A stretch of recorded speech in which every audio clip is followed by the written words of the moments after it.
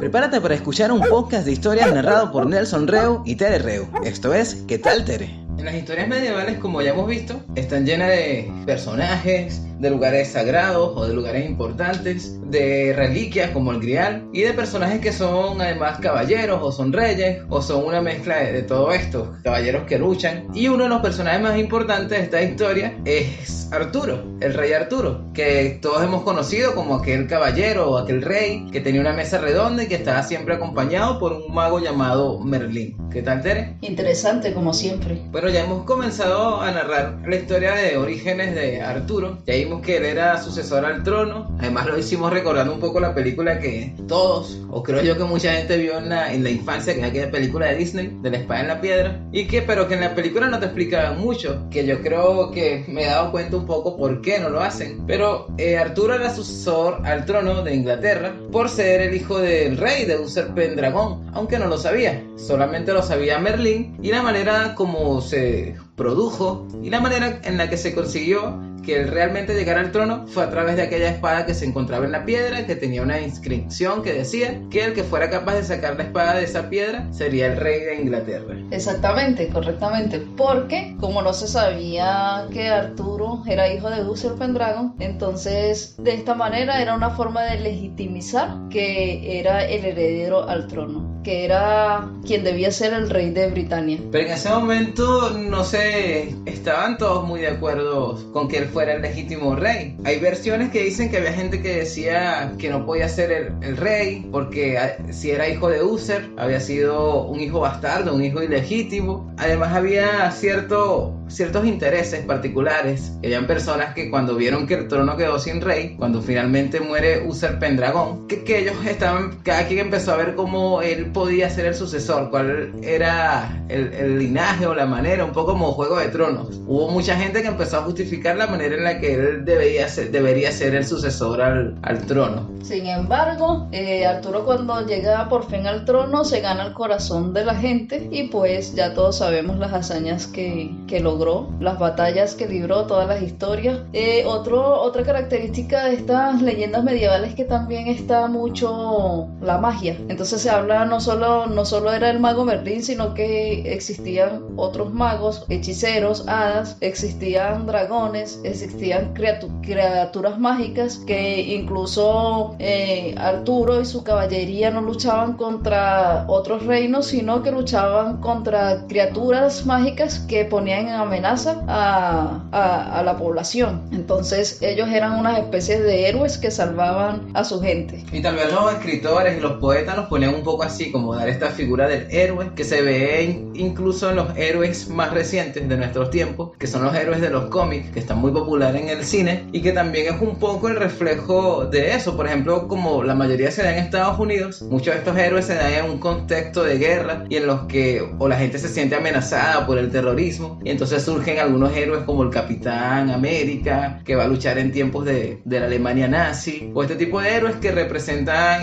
o por ejemplo Spider-Man, que surge en un momento donde había mucha inseguridad en las calles de ciudades de Estados Unidos, y surge este héroe que lucha contra los enemigos y que protege a la gente. Entonces para el momento era eso mismo, ver como que los reyes o los caballeros eran los protectores y los héroes de las personas, un poco como para inspirar esa especie de valentía en la población. También en estas historias hay versiones. Por ejemplo, hay versiones donde dicen que quien cuidó a Arturo, quien lo crió, Sir Héctor, en algunas versiones lo ponen como Sir Héctor, que era señor de algunas tierras, pero también hay algunas que se puede leer que él era simplemente un campesino y que Arturo era, que de hecho en algunas lecturas se puede observar que a estas personas, los campesinos o la gente del pueblo, le llamaban patanes, que es un término que hoy utilizamos y es totalmente diferente. Bueno, en aquel tiempo patán era precisamente porque tenían menos cultura, menos educación, mientras que unos eran patanes, que eran estas personas del pueblo, los otros eran los caballeros, que eran supuestamente los educados. Y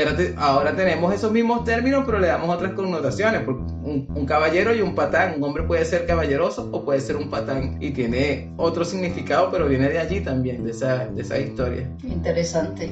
¿Qué tal, Tere? Bueno, y también hay versiones de de Excalibur, de la espada de Arturo, porque hay algunas versiones que te dicen, como ya contamos en el otro episodio, que Excalibur no es precisamente la espada que él saca de la piedra, sino una espada que consigue después cuando se rompe la espada que él saca de la piedra. Y hay otra versión que dice que Excalibur sí es la espada mágica que saca de aquella piedra Arturo, por la cual asciende al trono, y que lo que le da a la dama del lago es una vaina para esta espada, y que cuando Arturo tiene la espada y la vaina que le da la dama del lago, que además Merlín es quien lo lleva hasta ella, es cuando él es un caballero poderoso que puede luchar las batallas, todas las batallas que libra Arturo en todos los escritos, en todas las historias. Pues sí, como tú dices, hay muchísimas versiones de toda esta historia y es un poco complejo también tratar de armar una historia que sea completamente coherente. No hay una verdad absoluta. Se tienen diferentes versiones escritas por diferentes autores, incluso en la actualidad se han hecho muchísimas versiones también muy distintas a esas versiones antiguas, y entonces tratar de darle una explicación de esto fue lo que sucedió realmente es imposible. Y lo mismo con el lugar, el castillo que se llamaba Camelot. Hay algunos escritos que también que dicen que Camelot era como la ciudad donde vivían todos ellos. Mientras que hay una versión que a mí me gusta más, que dice que Camelot es el castillo, que además fue construido por Merlín, que era un poco constructor también de lugares y de objetos. Aunque cuando hablas de ciudad, también se entendía que estaba, o por lo menos esas primeros palacios de los reyes, era como un castillo y una ciudadela alrededor del castillo. Entonces todo llevaba el mismo nombre. En este caso sería Camelot, el castillo de Camelot, y la ciudadela que sería la gente que vive más cerca del castillo y que está protegida por los guardias. Esa sería la ciudad de Camelot. Bueno, también hay historias que hablan de, sabemos que Arturo fue casado o él se enamoró y se casó con este personaje que se llama Ginebra, ¿no? Sí, Ginebra o Guinevere o Genoveva. Y hay unas historias donde los escritores y los poetas quisieron darle y defender la lealtad de ella hacia él, que siempre fue una esposa fiel y toda aquella historia. Pero hay unos escritos, y aquí es donde la historia de Arturo para mí se vuelve más tipo culebrón, porque empiezan a haber historias de infidelidad y este tipo de cosas, donde precisamente esta esposa de Arturo no es tan fiel o no lo ama tanto como dicen otras historias, otras versiones sobre Arturo. Bueno, hablando de eso, se dice que Ginebra, una de las versiones dice que Ginebra, antes de casarse con Arturo, conoció a Lancelot, que es el personaje con que le es infiel, antes de casarse con Arturo, y se enamoró de él, pero igualmente ella decide casarse con el rey Arturo, y le fue fiel, lo sirvió, lo respetó y todo eso, pero finalmente a lo largo de los años se dio ante su corazón que realmente amaba era a Lancelot. Lancelot era un caballero, pero además era hijo del rey Ban y de Helen, quienes tenían un castillo en Bretaña. Pero en un momento ellos se vieron obligados a abandonar el castillo porque estaban siendo atacados. Y en este ataque, cuando el rey, el papá de Lancelot, el rey Ban, se da cuenta de que su castillo está siendo incendiado, él mira hacia el castillo y muere. O sea, por la impresión, por el dolor tal vez, o el caso es que muere. Y en ese momento, la mamá de Lancelot quiere socorrer a su esposo, quiere ver qué le sucedió y lo deja a él como un momento solo. Y en ese momento él es raptado por la dama del lago. Por Nimue, que se lo lleva y la mamá no puede ver hacia dónde se lo lleva. Que aquí hay algo interesante, que cuando ella no puede criar, ella se queda sin su esposo, que era el rey, que murió en ese momento, y se queda sin su hijo, que era Lancelot, y ella se retira hacia un convento. Que esto es algo recurrente también en estas historias, basadas en aquella época, que a veces las mujeres quedaban viudas, y era como que quedaste viuda, te vas a un convento amargada. No, y también porque quedaban como desamparadas y se iban al convento. También se ve en la historia del Cid Campeador, otra leyenda medieval más, que cuando el Cid es expulsado de sus tierras, ella queda desamparada y entonces se retira a un convento. El mismo Cid le busca ese alojamiento para que ella pueda protegerse. Bueno, en lo mismo, yo pienso que cuando se retiran al convento es justamente porque quedan desprotegidas y el único refugio que consiguen es internarse en un convento. Bueno, para este Lancelot es un caballero, que es un personaje importante en la historia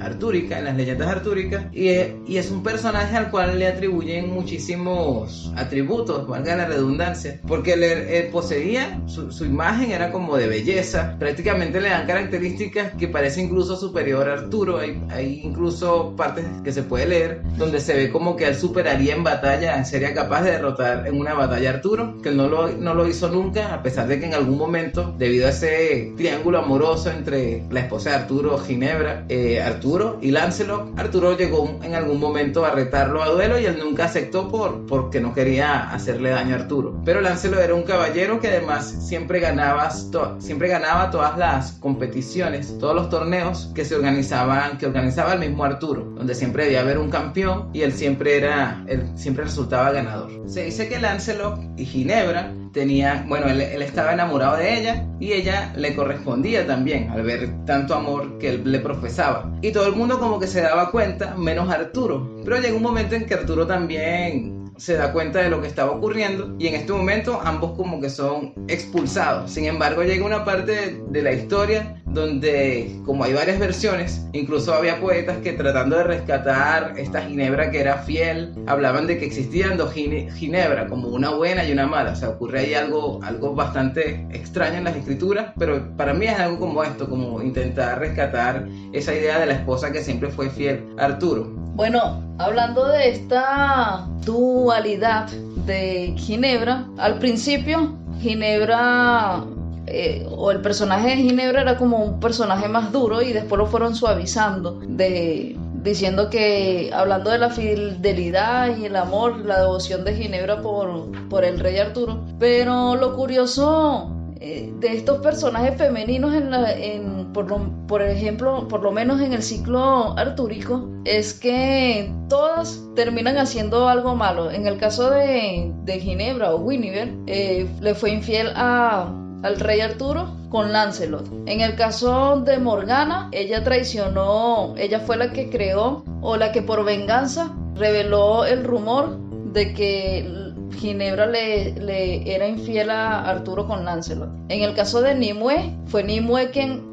al final se aprovechó de Merlín y lo encerró en un árbol. Y así, casi todos los personajes de mujeres tienen un papel de traición y de que hacen cosas malas, pues cosas negativas. Por eso en algunas ocasiones dice que Arturo se dio cuenta que Ginebra no lo estaba traicionando como antes pensaba, y al comprobar su inocencia le permitió regresar al castillo porque en algún momento le había pedido que se fuera. Sí, y también en el caso de Morgana, en ocasiones o en algunas versiones es conocida como la bruja Morgana, la ponen como algo muy malo, muy negativo, pero luego también la llaman el hada Morgana, o sea, suavizando la imagen de Morgana, y también cuentan una parte de arrepentimiento por, digamos, los errores o la maldad cometida en el pasado. Y con respecto a los torneos que organizaba Arturo y que siempre los ganaba Lancelot, él ya estaba un poco cansado de que incluso se decía que él los ganaba solamente por el nombre, o sea, como que no sería capaz de ganarlo por sí mismo, sino que su nombre era tan fuerte que ya eso hacía que ganara siempre. Entonces él quiso participar, o ya no que no tenía interés en participar, pero decidió hacerlo en un último torneo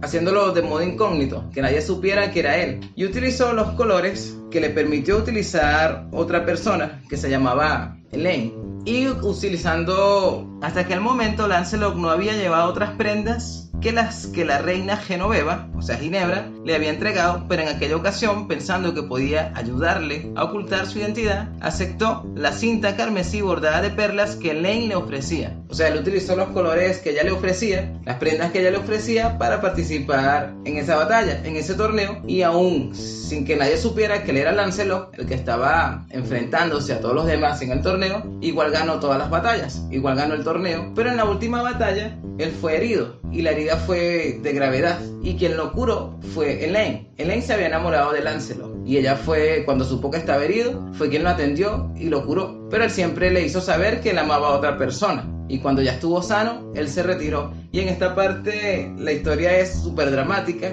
y súper interesante, porque aquí ella literalmente se muere de amor. Ella se da cuenta que se va a morir cuando él se va, como ella lo amaba tanto y sabía que no era correspondida y que además él se iba. Ella sabía que iba a morir, y su último deseo fue que cuando muriera la colocaran en un barco y la hicieran llegar a través de las aguas hasta Lancelot, porque quería que él la enterrara. Y además ella llevaría una carta en la mano. Pero Lancelot, que amaba tanto a Ginebra, fue a entregarle una joya que él había construido con todas las perlas que ganaba en cada torneo. Resulta que en los torneos que organizaba Arturo, él siempre entregaba una perla al caballero que ganaba, y esta perla la había tomado de una joya que él había conseguido siendo un muchacho, cuando todavía ni siquiera sabía que él era hijo de Uther, ni que sería el heredero al trono, que era el heredero legítimo al trono. Él encontró 2 cadáveres, 2 cuerpos, 2 esqueletos, y uno de ellos tenía una corona. Resulta que estos 2 cadáveres pertenecían a 2 reyes que habían peleado y que eran hermanos, y que era tan odioso esa historia de que eran hermanos y se habían matado entre sí, que nadie nunca se atrevió a tocar sus cuerpos después de muertos.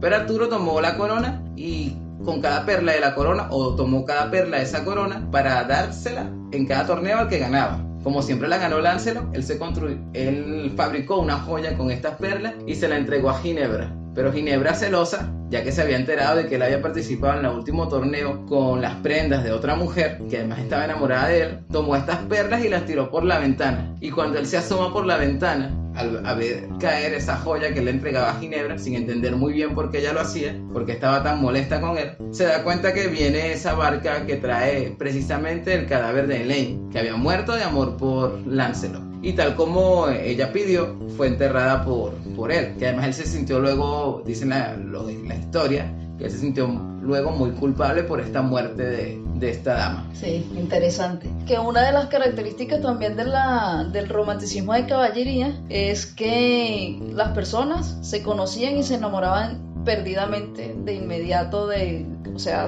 como ese apenas, amor a primera vista. Amor a primera vista, lo como que estar hacían. destinado a amarse eternamente. Sí, eternamente. Se veían y se enamoraban para siempre y perdidamente. Y que la gente se moría literalmente de amor y también a veces de alegría. Hay partes donde la gente se alegró tanto que se murió en estos escritos. Bueno. Y aquí también se ve cómo va cambiando un poco, porque en otras historias ya habíamos visto que proteger al grial era tan importante, que había caballeros que renunciaban al amor como por el deber. Y aquí se ve un poco que ya Lancelot y Ginebra empiezan a ser un poco transgresores, que empieza a ser un poco a los Romeo y Julieta, capaces de dejar todo por la persona a la que amaban, que eso no se reflejaba tanto en las historias. Y hablando del grial, está Elaine, que muere de amor por Lancelot, es conocida también como la protectora del grial. No sé por qué razón, no conozco esa historia, pero es conocida con ese nombre. Y hablando del grial también, los caballeros de Arturo llegaron a ser seguidores del grial. Sucede que hay otro personaje que se llama Galahad, que también fue conocido como Galahad el Puro,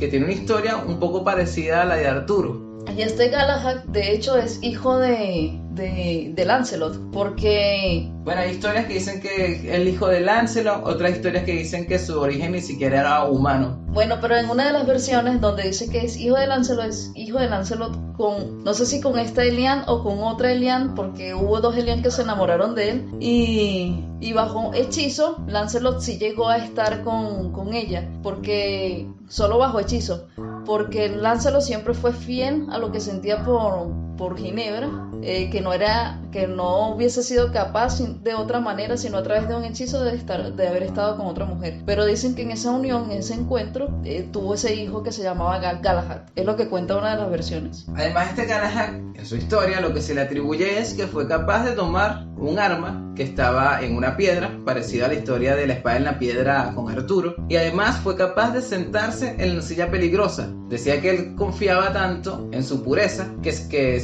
no tenía ningún temor a sentarse en esa silla, que sabía que se podía sentar allí. Al momento de sentarse, todos los caballeros que lo observaban se espantaron, pero luego vieron que en la silla se reflejaron las letras del nombre de Galahad. Por lo tanto, la silla no se lo tragó, o sea, si era digno de estar allí sentado en la silla, en la llamada silla peligrosa. Y también se dice que esa misma noche, cuando estaban los caballeros reunidos, apareció por momentos el Santo Grial ante todos ellos, que se dejó ver por unos instantes. Y desapareció. Y que a partir de ahí fue donde comenzó la búsqueda del Santo Grial. Sí, a partir de ahí, de esa noche, muchos caballeros se fueron a buscar el Grial porque, bueno, lo habían visto aparecer ante ellos. En otra de las historias, Lancelot rescató a Guinevere.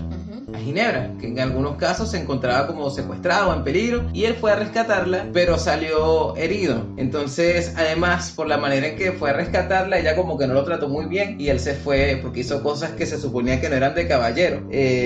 Cosas como ir a rescatarla en una carreta que no era de caballero, pero sino que él había perdido en la travesía su caballo. Entonces él se va, él la deja al ver que no lo recibe muy bien cuando él la rescata, y ella luego se da cuenta de su error, de que había sido injusta con él, y lo manda a buscar, pero ya él se había ido, además estaba herido. Entonces en ese momento una bella y piadosa dama se había apiadado del desgraciado caballero, y viendo que con su sufrimiento había expiado todas sus culpas, le llevó a la estancia donde se guardaba el Santo Grial, y allí apareció un hombre sagrado que descubrió la copa de esta forma milagrosa, y por gracia de la copa sagrada Lancelot quedó curado y restablecido. ¿Qué tal, Tere? Interesante, como siempre. Entonces Lancelot también está ligado a la historia del Grial, porque en este relato el Grial se le aparece y además lo restablece, lo sana. Se supone que fueron solo 3 caballeros de Arturo que lograron alcanzar el Grial. Uno de ellos fue Lancelot, justamente. Y además los caballeros de la mesa redonda que salieron luego a buscar el Grial, luego de que se les apareció, ninguno tuvo éxito y terminaron regresándose con Arturo a Camelot. Pero recordemos que Percival fue un caballero de Arturo, y él era el destinado a custodiar el Santo Grial. El otro caballero que logró también tener contacto o alcanzar el Grial pero sin tocarlo fue Bor. Lancelot, en un momento, él regresa a Camelot en busca de Ginebra, porque había escuchado que ella era víctima de acusaciones, y se la lleva. Entonces en ese momento Arturo obviamente estaba furioso tanto con Lancelot como con Ginebra, porque se habían ido los dos, y ya sabía de la relación que había entre ambos, y muchos en la corte, como un poco envidiosos o cizañosos, le decían todo el tiempo que los encarcelara tanto a Lancelot como a Ginebra, a Guinevere. Llega un momento en que Lancelot se asegura de que ella está a salvo, de que ella iba a estar a salvo, y la regresa con Arturo, y él se va, pero él se va a Britania, donde él tenía un castillo. Recordemos que Lancelot era hijo de un rey que tenía un castillo en ese lugar, pero Arturo seguía molesto con Lancelot y él va a buscarlo, o sea, él va a pelear con Lancelot, y deja a Ginebra, como no se fiaba aún de ella por lo que había sucedido, la deja custodiada por una persona que era su sobrino, que se llamaba Mordred, que era caballero también de la corte de Arturo. Pero esta historia de Mordred es interesante. Aquí es donde entra más Morgana, porque se dice que justamente el día que Arturo sacó la espada de la piedra, conoció a Morgana, la vio y se enamoró de ella. Obviamente Arturo no sabía que ellos eran hermanos, porque él no sabía nada de su verdadero linaje. Recuerden que Igraine, antes de casarse con Uther y antes de que naciera Arturo, por supuesto, estaba casado con Gorlois, y tenía otros hijos, otras hijas. Se dicen que 2, o algunos dicen que 2, algunos dicen que eran 3 hijas, pero 2 de las hijas eran Morgause y Morgana. Entonces la historia de Mordred es justamente que es uno de los hijos, es hijo de Morgana o de Morgause. En una de las versiones cuenta que fue Arturo con Morgana que tuvo ese hijo, porque Arturo se quedó encantado cuando la vio y le pidió ayuda a Merlín para poder estar con Morgana, así como había hecho Uther antes con Merlín para pedir ayuda de que él pudiera estar con Igraine. Arturo había hecho lo mismo. Esto lo cuenta una de las versiones. Se supone que Arturo también en otras versiones no sabía de Merlín. Bueno, la cuestión es que Merlín lo ayuda, él logra estar con Morgana y Morgana queda embarazada, y de allí nace Mordred. Por eso es que Mordred es sobrino de Arturo, porque es hijo de Morgana, pero se supone que también es su propio hijo. Y en otras versiones dicen que es Morgause, que era hechicera también, que por venganza hace un hechizo sobre Arturo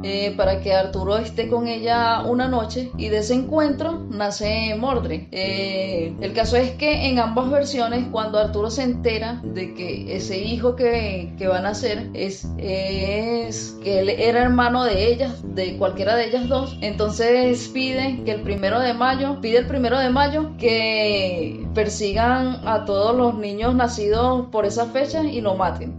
Algunas versiones dicen que fue la misma Morgause la que inició... Pareció lo que ocurre con Judas. Sí, que inició este rumor para inculpar a Arturo, pero fue ella la que pidió realmente que mataran a Morgaos. Pero culpó a Arturo diciendo que fue Arturo el que hizo el que dio esta orden. Judas no, era otro personaje, no recuerdo cómo se llamaba. El rey que... Herodes, el rey Herodes. Manda a matar a los niños. Manda a los niños nacidos. Bueno, el caso es que Morgaos obviamente no querían que mataran a su hijo, sino que hacía esto era solo por inculpar a Arturo, y ella misma protege a Mordred. En el caso de Morgana se entera de que están buscando a los niños nacidos en esa fecha para matarlos, y ella lo protege y lo pone en un bote en el mar para que se salve. A Mordred. El caso es que muchos años después, ya cuando Mordred creció, se convierte en caballero de Arturo. Pero es este Mordred junto con Morgana quienes le hacen saber a Arturo de que Lancelot y su esposa Ginebra le están teniendo un romance. Lo cierto es que Mordred es el encargado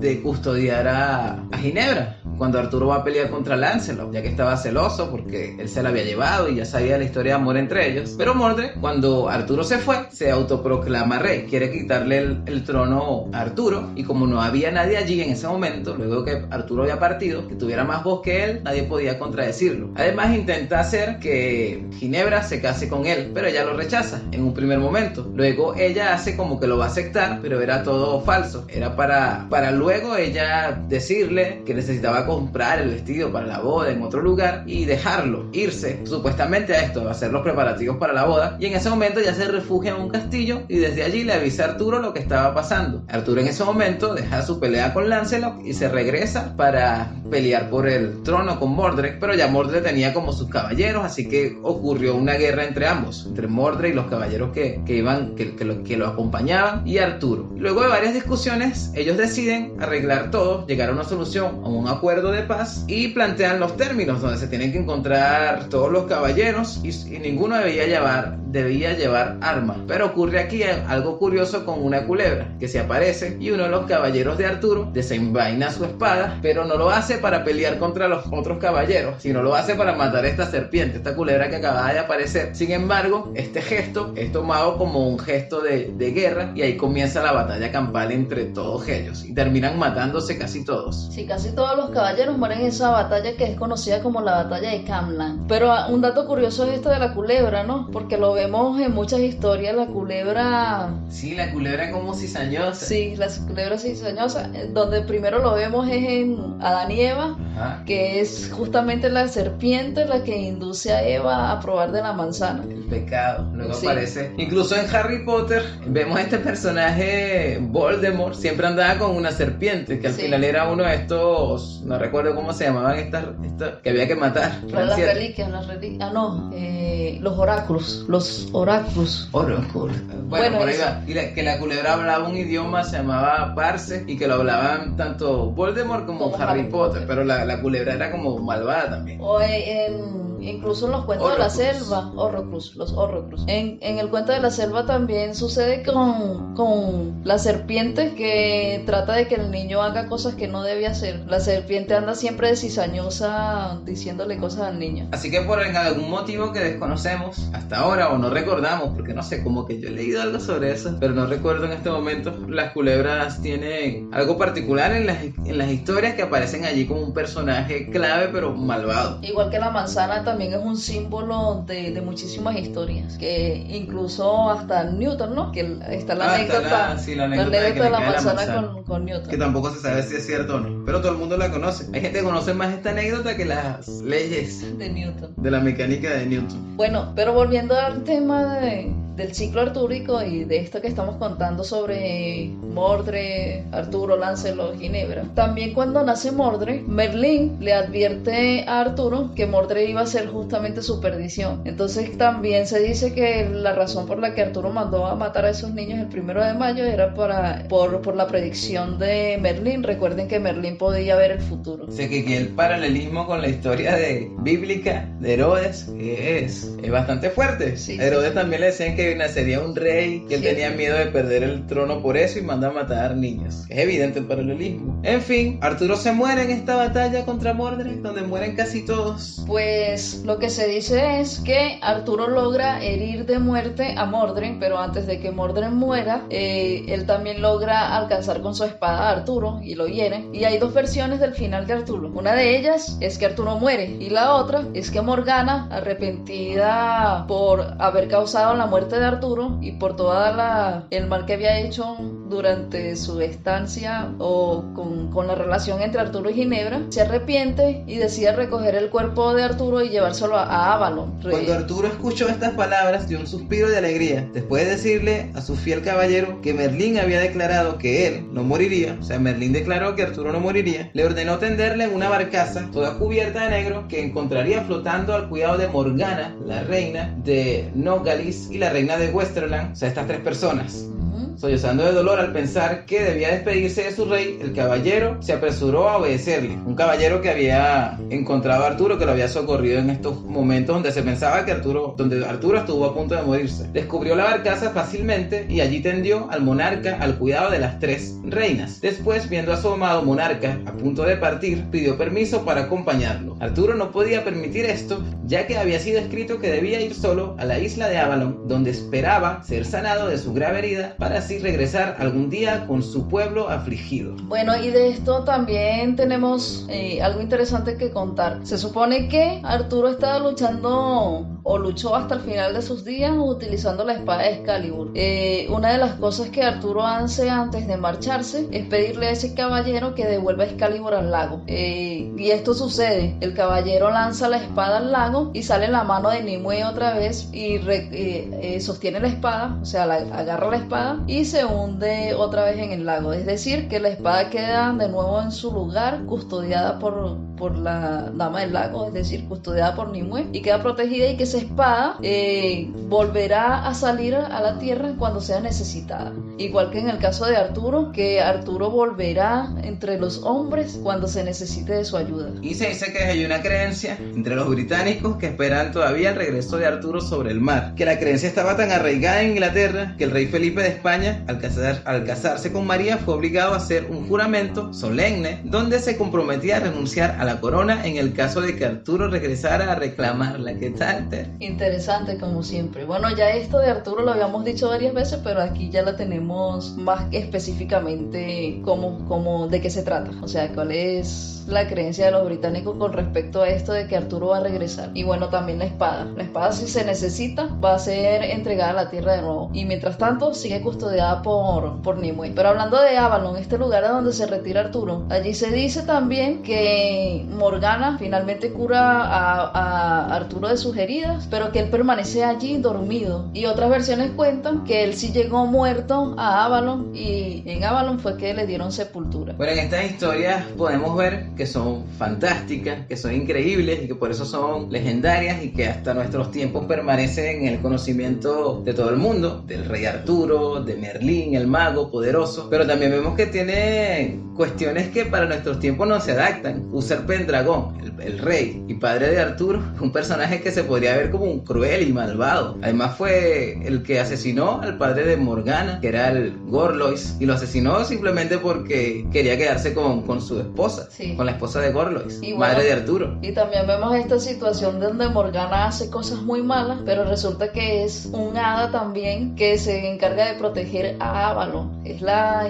reina de Avalon prácticamente, y que además Morgana se supone que es una hada muy poderosa. Y se dice en una de las versiones que Merlín le enseñó parte de la magia que Morgana sabía hacer. Aunque en nuestros tiempos, o sea, en la actualidad sí hay historias que precisamente son medievales y que tienen cosas que tal vez a nosotros las vemos, que estamos acostumbrados a ver otras cosas en televisión, o que habíamos estado acostumbrados a ver otras cosas mucho más suavizadas en televisión. Por ejemplo, esta historia de Arturo la habíamos visto con la película de Disney, en la espada en la piedra, y no veíamos, nunca hablaron de que el padre de Arturo era Uther y que hizo las cosas que hizo, por ejemplo. Ni tampoco supimos nunca cómo cómo fue el final de Arturo, porque solamente supimos reinó para siempre. Y tampoco teníamos en esas historias, recordemos que todos los cuentos de hadas de nuestra época ya terminaban y fueron felices para siempre. Sí. No íbamos a ver nunca ese triángulo amoroso ahí entre Lancelot, Arturo y Ginebra. Pero en las series más recientes sí vemos que precisamente basadas en historias medievales, sí vemos que ocurren cosas, que hay personajes muy crueles. En Game of Thrones se ve muchísimo. Además, en Game of Thrones se ve todo tipo de ¿cómo diríamos? De perversiones. Todo tipo de perversiones están en la serie de Game of Thrones. Y en la historia de The Witcher, que también es reciente, que aún se está editando, que se va a estrenar pronto la segunda temporada, o probablemente lo que están escuchando este podcast ya se ha estrenado esa segunda temporada de The Witcher, pero también hay personajes muy crueles y que hacen muchas cosas, y es una historia medieval de fantasía. Y hablando también de estas historias medievales que forman parte de las creencias o de la cultura de estas tierras de Inglaterra y todo eso, por ejemplo, en Islandia creen en hadas, creen en elfos, creen en criaturas mágicas todavía, a pesar de que no lo digan abiertamente, es parte de sus creencias. Así que no es muy extraño tampoco esto de que ellos sigan esperando la llegada de Arturo, o que sigan esperando o que sigan creyendo que Arturo sigue vivo en Avalon. Bueno, lo que decía en algún otro momento, en otro episodio de este podcast, que es como que cada pueblo o cada generación tiene su locura colectiva. No sé si es locura, pero sí tiene algo ahí raro colectivo. Por ejemplo, lo de los ovnis. Los que más creen en ovnis son los estadounidenses. Sí. Cuando encuestaban a los estadounidenses hace varias décadas, hace pocas décadas, la mayoría afirmaba haber sido abducido por un ovni. Y si le preguntaban a los latinos, la mayoría va a afirmar que se le apareció una virgen, que sea en una tostada, en un pan, una arepa. Y lo mismo ocurre con estas historias, pues. Sí, que han visto gnomos, hadas y elfos y que los protegen. O sea, es como algo de cada región y época. ¿Qué tal, Tere? Interesante, como siempre. Y esta fue nuestra historia de hoy. Nos escuchamos en un próximo episodio de ¿Qué tal, Tere?